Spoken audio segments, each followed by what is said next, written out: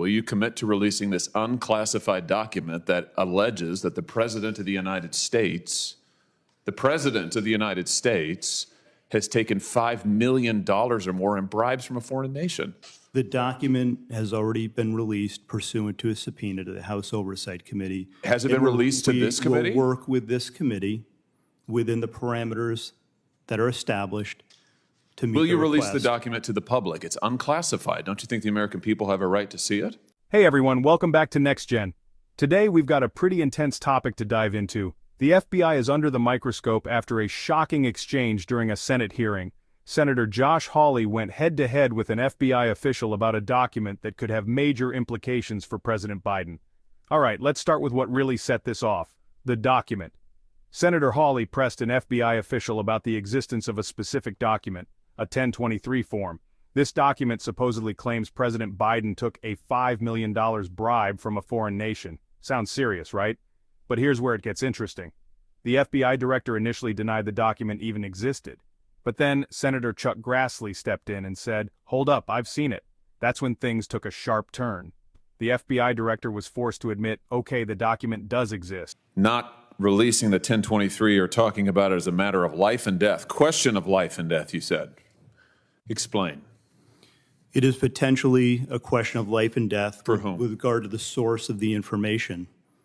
So now we've confirmed that the document exists. That's progress because the FBI director initially denied that it exists. Why did he do that? We have already and previously acknowledged the existence of the documents. Yeah, after you first denied it. Now, when a member of this committee read it, right, the FBI director, let's just get the record straight. The FBI director initially said it doesn't exist. Then Senator Grassley said, "I've read it." Then he said, "Oh, okay, well, gotcha. I guess it does exist." Now you're going back and forth with members of this committee what's in it. Why don't you just release it? Is it classified? The document is not classified. Okay. Will you commit to releasing it?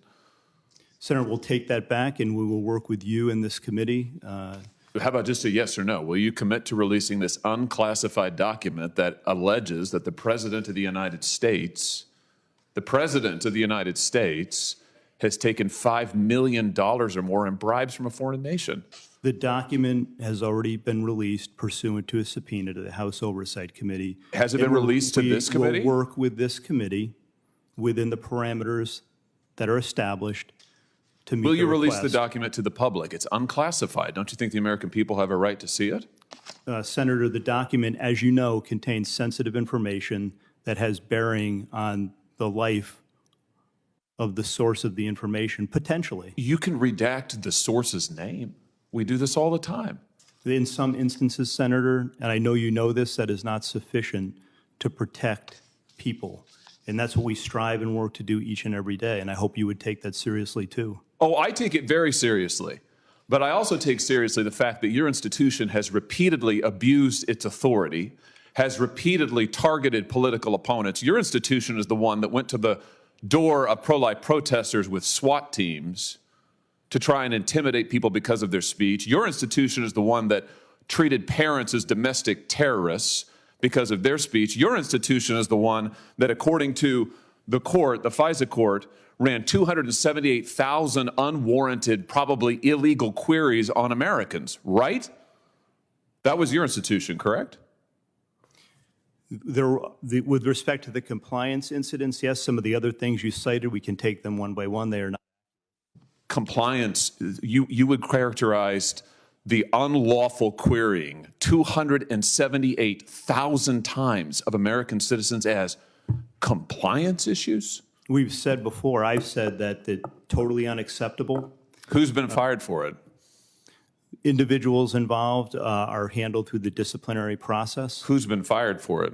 We have, in the case of the unintentional instance where something similar happened, we have fired people in the past. Wait, I'm sorry. What does that word salad mean? The unintentional instance where what does that mean? Who's been fired for the 278,000 times that you improperly or illegally queried the database for American citizens? Anybody? When we find intentional incidents. Well, you're saying that the 278,000 queries were unintentional? I believe that's correct. Wow, 278,000 times American citizens' information was queried by your agency unintentionally? That's your testimony? I would want to go back and check that, Senator.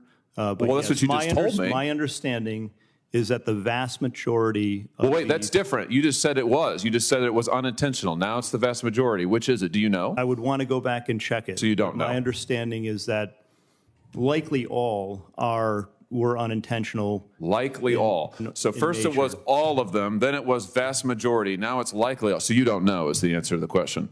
I don't know the answer as we sit here today, but I will Could have find out started and I with will that get back to probably. you. Who was fired for the lies to the FISA court for the Carter Page warrant? Who was fired for that? Anybody? Has anybody been held accountable for your institution deliberately lying to a FISA court to get a wiretap on an ongoing presidential campaign? There is an ongoing disciplinary process with respect to individuals involved in that. Here's the deal. You're back in front of us asking for the reauthorization of extraordinary authorities. Multiple courts have uncovered extraordinary abuses perpetrated by your agency.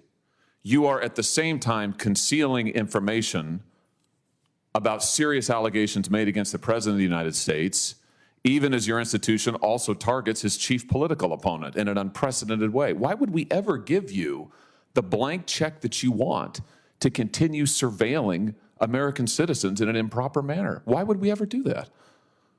Senator, we're here to talk about reforms today. I did get confirmation that the query... No, we're not. We're here to talk about the reauthorization of Section 702. Why would we reauthorize it, given your track record of abuse and illegal improper surveillance and political targeting? Why would we do that? Why would it be appropriate for this body to do that? When asked for specifics, there's no concrete answer. No names, no actions taken, nothing.